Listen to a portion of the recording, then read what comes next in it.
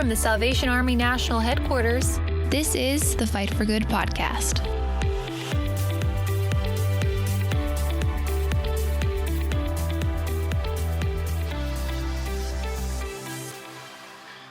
Well, hi, everybody, and welcome to another episode of the Fight for Good podcast. I'm your host, Lieutenant Colonel Tim Foley. We are recording remotely here in Alexandria, Virginia. We're so glad that you've taken a few moments to join us this day. With me is our War Cry Editorial Director, Mr. Jeff McDonald. Hello, Jeff. Greetings, Colonel. Good to be with you. And sir, good to be with you as well.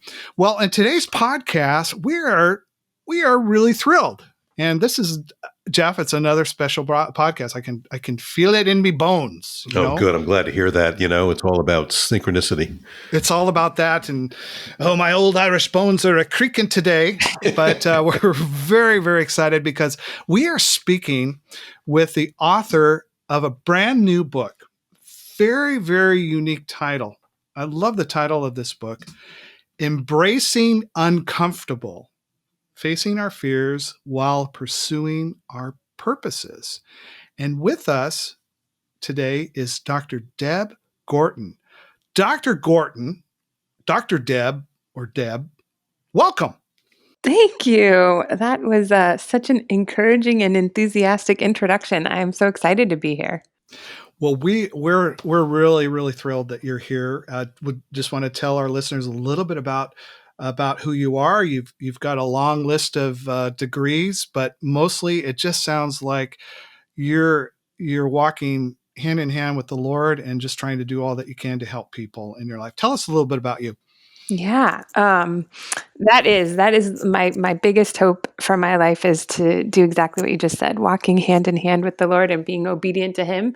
I live in the great city of Chicago, very close to downtown, and I do walk a lot, which I talk about in the book.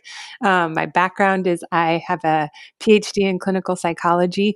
Before that, I used to wrangle celebrities at NBC studios, kind of random journey to get from one place to the other, but use a lot of the same skill sets, believe it or not. And now I oversee a master's in clinical mental health counseling and a counseling center at Moody Bible Institute Theological Seminary, also in the heart of downtown Chicago. And I wrote a book, and I'm quarantined still. It's great. Is this your first book, right? This is my first book, solo, yes.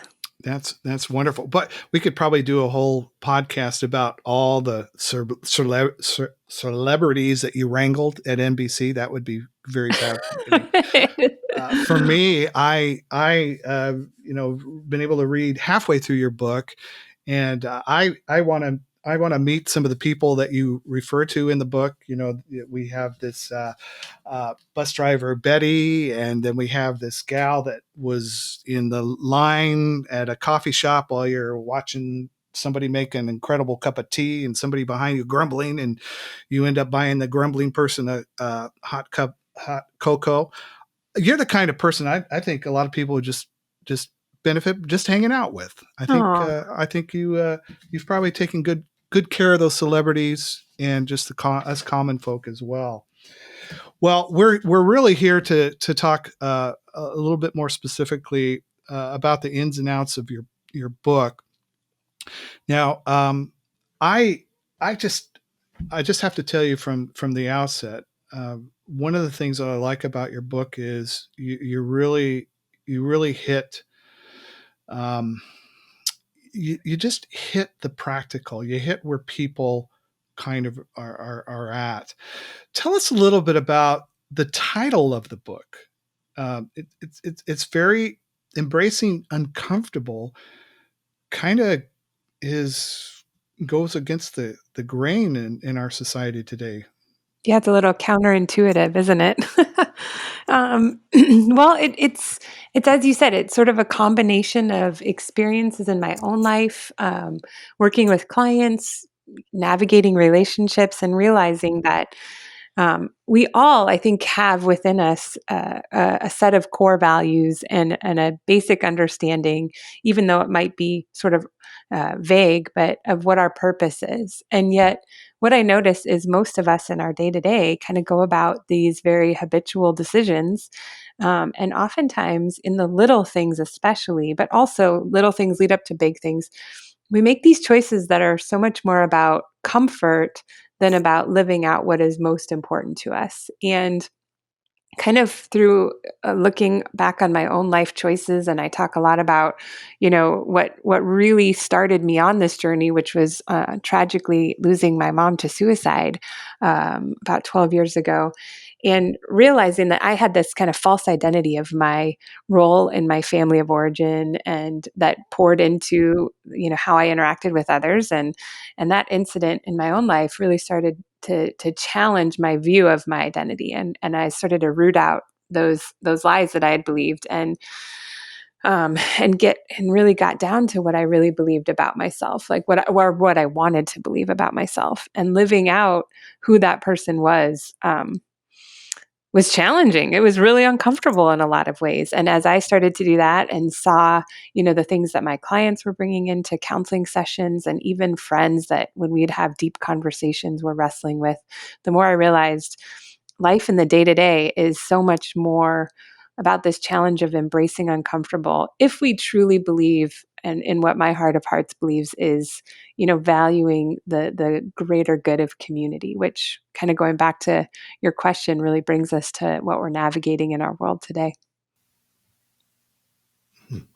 Yeah, I really appreciate the vulnerability you bring to the book in revealing your own story. That's really, it reads kind of brave to me. I mean, and you were adopted, correct? I was, yeah. Yeah, yeah. And so you had that sense of of wanting to please those you who adopted you, at the same time fearing of being let go. Is that right? Yeah, and I have an amazing adoptive family, and so I don't think they could have done anything more to really make me feel wanted and loved, and constantly shared the story of choosing me. But there's something, especially as a psychologist who studies human behavior and the way that our brain reacts in relationships, I do think there's something about this attachment theory. And I've seen a lot in adoptees. My brother and sister are adopted as well, and so I think there's sometimes this underlying fear that we can't even pinpoint. I mean, I don't remember, I was an infant when I was adopted, so I don't remember a different family. But I just had this innate fear, always knowing that I was adopted, that there's something I could do that would result in somebody, saying, you know what, we don't want you. And so for me, it just became this kind of rooted lie of, I better do whatever I can to kind of make sure there's no problems, not rocking the boat. And so I sort of internalized this identity of the fixer. Um, and it all kind of came to a head when I wasn't able to fix my mom. And when you're confronted, I think, with one of the biggest fears in your life, you either respond by letting that fear sort of swallow you whole, or you say, no, I'm gonna fight this fear and really get to the root of what's motivating it. And for me, by the grace of God, and I talk about this story of being taken to a beach in the middle of winter and having sort of my 40-day desert experience, like God really started to pull out those lies in my life and challenge them. And so I could see where I wasn't living in truth. And it was a really hard, and still to this day, I mean, there are times where I fall back into that pattern and have to really take time to confront what choices I'm making out of this false identity of being the fixer, the problem solver. And of course, the irony, being a psychologist, most people come to you with this idea that, hey, you can fix or help me problem solve what's going on in my life. So yeah, it's the thorn in my side, as Paul says. There's a great connection there with the true and false self, and in our own spiritual development, spiritual formation. I like what you talk about, the need for daily reflection in our life. Can you tell us a little bit about, how you go about creating space in order for you to be able to kind of tune into where you are at as in your own true identity and purpose? Yeah, that's a big point of surrender for me. I have a pretty full schedule, and I thrive on that. And it was actually a couple years ago. I had an assistant, Barb, who kind of noticed I would pretty much go through autopilot in my day, and also knew I was working on a book about this topic. And so she stealthily went into my calendar and wrote Jesus in emails every day for an hour. And she goes, "You need to do both, and you need to pick what's the priority here." Mm. And that became a pattern for me, recognizing that my calendar does very much dictate my life. And hopefully it's correct, like on the right time zone. Like it wasn't this morning when I was supposed to join you at 9 a.m. But so for me, it's actually prioritizing what I say is most important. So I say Jesus is the most important. Jesus is my number one value. But do my actions reflect that? And that's that core of embracing uncomfortable, because I want to start off my day like out the door, check emails, get things on my to-do list done. But I talk about in the book this principle of every decision we make involves a loss. And I would say most of us tend to approach decisions from a gain perspective. Like, what can I gain here? What do I want to gain here? We don't consider the loss frequently. And so as I shifted my mindset to thinking about what am I losing, it actually freed me up to say, okay, when I put on my calendar space to spend time in reflection, space to spend time with the Lord, there is a loss there. I'm having to let go of things that in my sinful selfishness, I want to control. And I may not get everything on my to-do list done, and I may disappoint people. But on the flip side, the loss is time with God, who is the core of my identity, who is the core motivator of everything that I do. And that's the loss I do not want to incur. And so for me, it's this, decision to embrace the uncomfortable of losing those things that are actually not aligned with my values. And so I do spend that time reflecting every day, whether it's on my calendar or whether I use my smartphone and put it on, my timer, and it goes off at certain points throughout the day, and I pause, and it can be 1 minute, it can be 5 minutes, it can be an hour. But for me, that's just a really critical loss I don't want to incur. Hmm. Before we get too much further into this, I'm just curious, did you have someone, a particular audience in mind when you wrote the book? Who do you think this book is for? It's interesting. From a marketing perspective, your publisher, anybody that works in publicity would say you want your niche market in Right. order to sell something.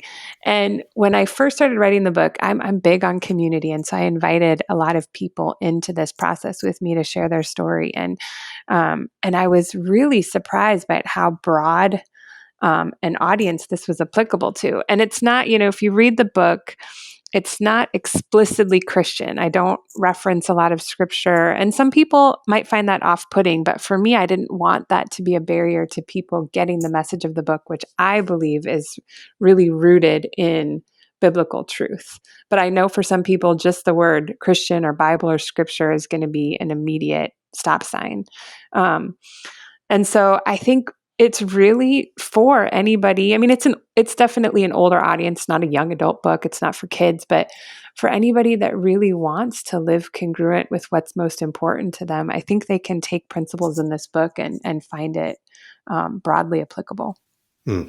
I remember playing baseball, and we were, there was the game we were in was kind of slow moving. And all of a sudden, someone from the stand yelled out, "Come on, come alive, you mannequins." And we looked at each other and said, yeah, I guess we are acting like mannequins.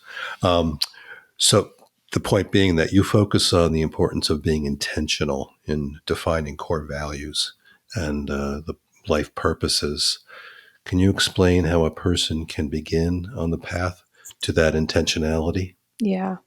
It's interesting. As a psychologist, I kind of see myself as a field studier wherever I go. I'm always watching people, and there's kind of the joke that you meet somebody new, you say you're a psychologist, and they're like, "Oh, are you analyzing me right now?" And while I'm not in the way they think I am always kind of watching how people behave. And I noticed this thing when I would ask people what their values were. Because I think we all have this sense that we have values, but when it comes to actually knowing what those values are, most people can't just kind of go, pop, pop, pop, these are my values. They're like, well, I value this, I value this. And that is actually the starting point. It's asking the question, what are my values, and seeing what comes to mind. Like, how do you spend your time? Who are the people that are most important to you? What are the memories that you hold on to throughout your lifetime?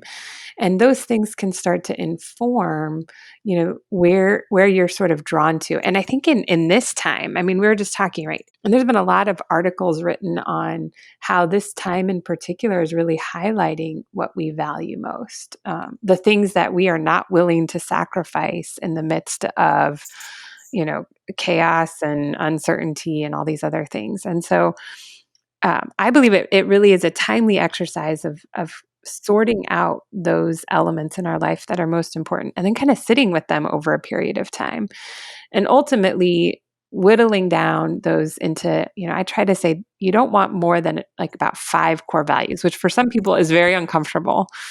But you think about like kind of what's the broader application of these values. So I mentioned my number 1 value is Jesus, but my number 2 is relationship.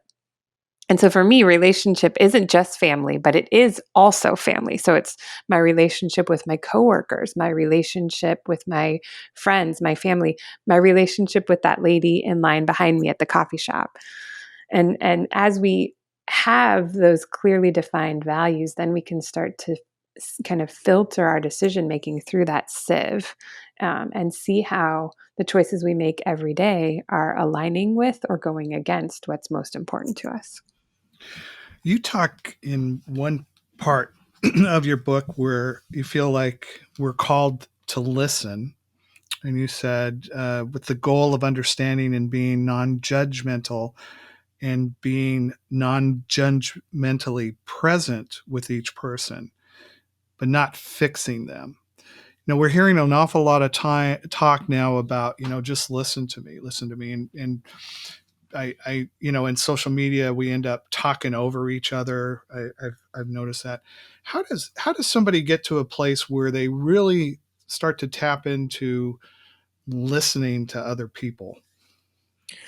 Yeah, this is for me personally where I absolutely cannot separate my faith from the application of this book.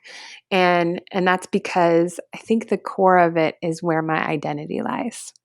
So when people go into a conversation, at least in what I've experienced with this, I'm going to listen to make a point. So they're not really going in to listen to understand. They're listening to make their argument stronger, or to refute the other person. And I think at its core, that's because who they are is founded on something that's like quicksand. It's either you have to agree with me in order for me to be valid as a human being, or you have to see my point, or you have to validate my existence on some level. And for me, I know my identity starts and stops with being made in the image of God. That's it. Nobody can take that away from me. Nobody can influence that, change it, minimize it. It is rock solid. And so that frees me up to go into any conversation to really listen and hear the heart of the person sharing with me. And that doesn't mean I have to agree with them. And I think that's another thing that we've sort of lost the art of doing these days, is being in relationship with people we disagree with. And, I think there's this concept of validation that we've also neglected significantly. And I can go into conversation with anybody, no matter what they believe.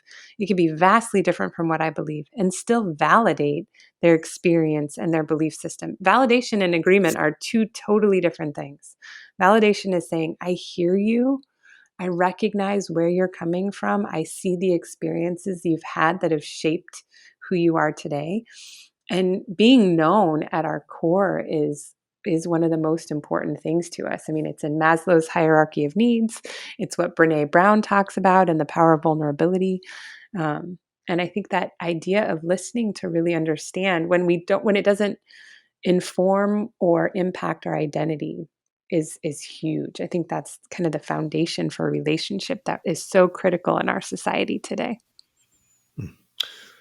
Yeah, there's so much here that we can talk about. I just want to cite one passage from your book that is pertinent to this moment in our country. with our concerns about racism and how to overcome it. You write, so I think it's time for us to be comfortable with the uncomfortable conversation about race, black, white, Asian, Hispanic, male, female, all of us.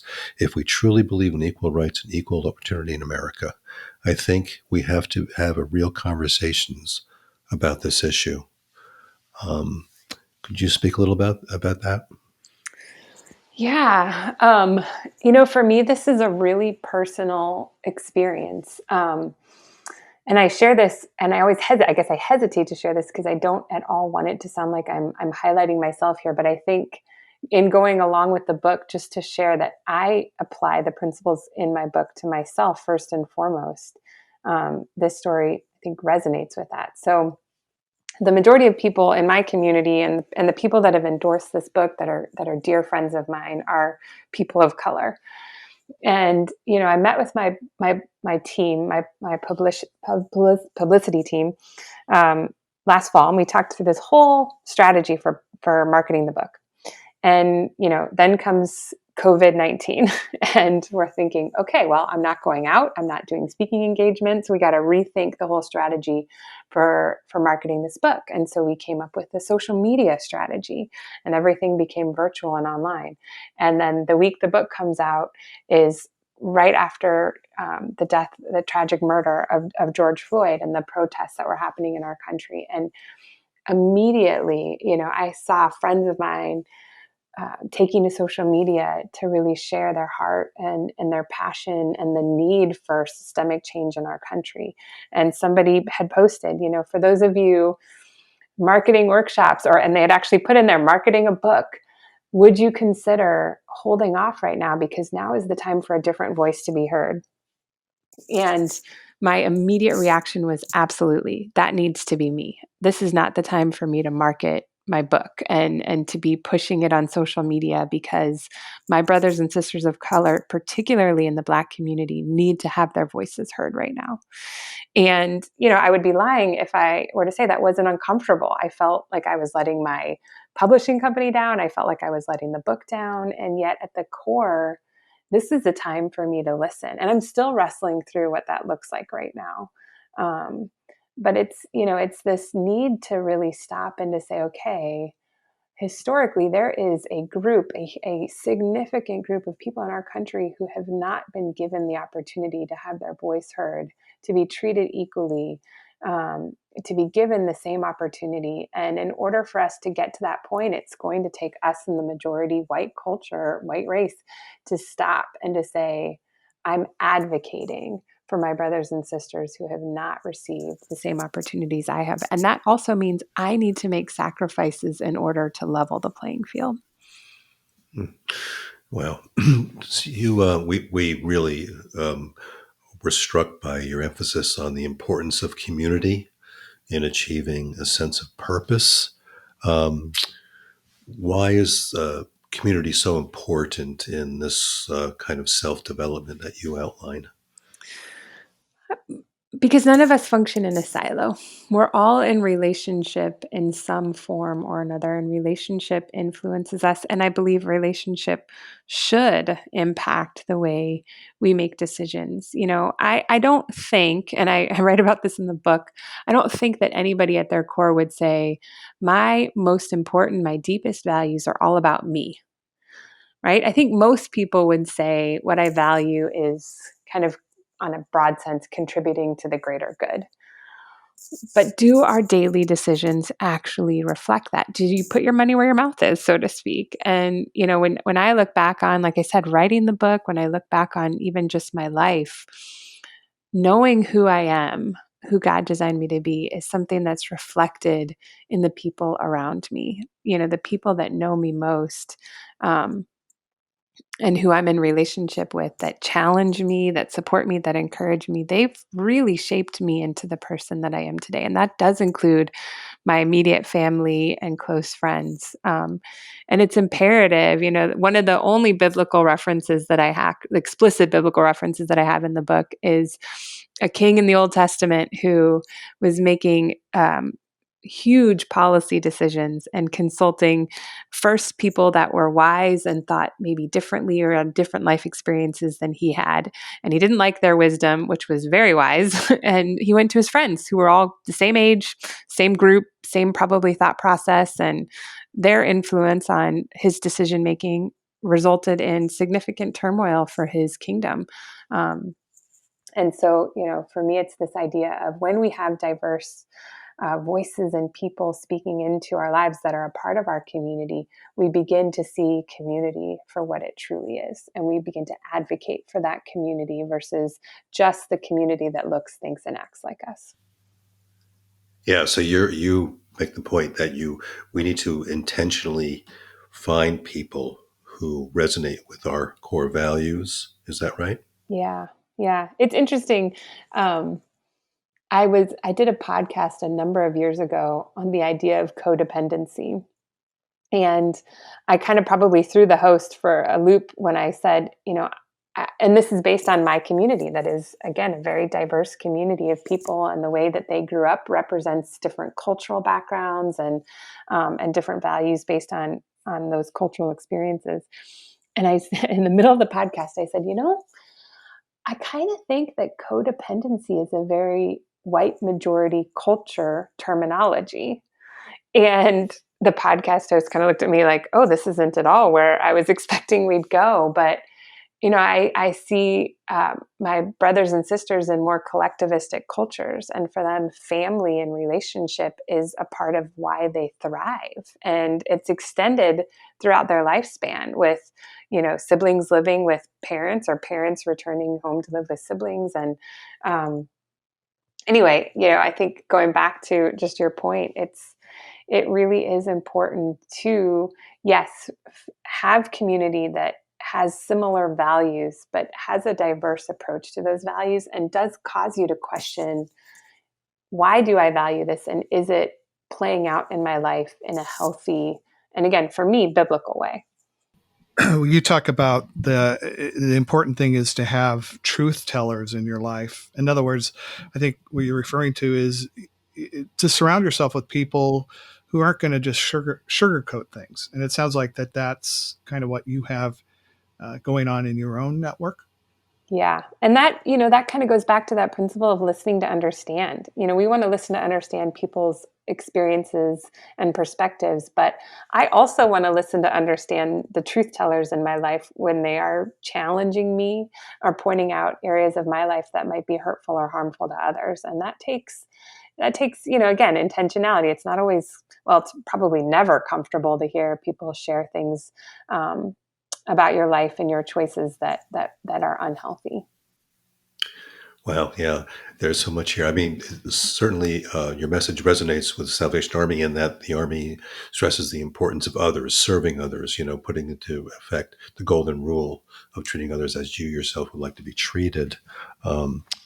So you also point out in your book, and you're very candid, that this process is not easy. And hey, by the way, I appreciate your dissertation on failure, that you are not a failure if you fail, Yeah. things like that. But what deters us from truly understanding ourselves and identifying our core values? I think a big part of that is time. Yeah. When I pitched this book, I actually took the publishing team through the process that I sort of went through in understanding where I was avoiding discomfort. And I said, I want you to pick one thing, one decision in your life that you have been wanting to pursue that would really transform an area of your life. So whether it's enhancing your relationship with your spouse or developing new relationship with your body through health and wellness, things like that. And they all wrote down one thing. And then I said, now I want you to go back and I want you to write down all the reasons why you haven't been able to make that decision or actually activate that choice. And so they did that. And then I said, now I want you to go through and I want you to cross out everything on the list that represents an impossibility. And I gave the example of, like, let's say you want to enhance communication with your spouse and your spouse has already left you. They've moved overseas to a remote village where there's no cell phone access and they have literally no line of communication anymore. That would represent an impossibility. And I said, here's the caveat. Not enough time is not an impossibility. And they all looked at me. I kid you not. Every single one of them looked at me like I was crazy. Yes, it is. But that's, I think, really, truly at the heart of why we don't make this choice in our life to evaluate and to reflect on what's most important to us, is we just literally put it at the bottom of the to-do list, and we see all these other things as more important. But at the end of the day, this is the foundation of every decision we make. So again, if we're not willing to incur the loss of saying no to something else, we're going to keep repeating this pattern of, what I refer to as incongruence in our decision making, that ultimately leads to a lot more long-term discomfort than the momentary, temporary discomfort of saying no, to really root out and determine what is most important to us to then shape our decision making for the future. Well, Doctor, we really thank you for taking a few moments, and we're honored that we're part of your book tour in a way. Yes. In the COVID-19 thing, which we know we're all going to be coming out of here very, very soon, and we wish you all the best with this book. It has incredibly wonderful principles that are easy to apply in one person's life. Is there any other closing comments that you might want to share with our listeners about your book? The only thing I would say that I'd love for people to know is that this book is meant to be a process. And the way I've written it is so that you hopefully feel like I'm sitting with you, enjoying a cup of coffee, and being part of your community in this experience, because it is really difficult to do alone. And so I want to encourage and support my readers. I've created a whole network, embracinguncomfortable.com, where I come alongside you as much as I'm able to and support you in this process, and others as well. So really do seek this out in community and take your time in going through the experience. So we want to encourage our listeners to give this book a read. You can easily find it wherever you find your books these days. Embracing the Uncomfortable, written by Dr. Deborah Gorton. And it's on Northfield Publishing out of Chicago. I just was looking it up. It's available right now for download on Kindle or sent to your house through Amazon and other ways. So again, Dr. Gorton, thank you. We wish you all the best in the future, and with your service to people and encouraging. And we hope that this book finds its way into the souls and lives of many people. Thanks so much. Well, that's going to end this episode of the Fight for Good podcast. We thank you for taking a few moments from your day to give us a listen once again. We encourage you to subscribe to Fight for Good wherever you listen to your podcasts. And we also encourage you not to forget to follow The War Cry and Peer Magazine on Facebook, Instagram, Twitter, and Pinterest. And until we are able to meet again, we thank you for listening, and God bless you. Subscribe to Fight for Good wherever you listen to podcasts.